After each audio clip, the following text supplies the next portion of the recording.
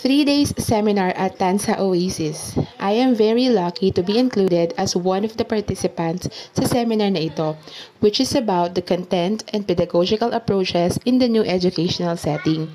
At since nasa hotel tayo, ang isa sa mga inaabangan ko kung ano ang mga food na isa-serve nila. Magpapanggap akong very food tech ang peg.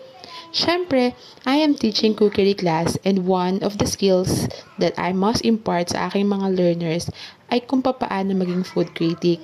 Isa na rin ang maging observant sa mga food service at ma-develop ang attitude as food handlers. Charing, pa-emote ko lang yan. Bet ko talaga ang pagtikim ng mga foods. At talaga namang panalo, from breakfast, merienda, lunch, merienda na naman, at dinner. Ang breakfast, lunch, at dinner ay naka-buffet, while all merienda naman ay directly isa-serve sa'yo. Yan ang lunch namin sa day 1 with napakasarap na mango graham dessert. Ito namang clubhouse na to ang aming merienda. The best din tong shrimp balls na to na ulam namin nung dinner.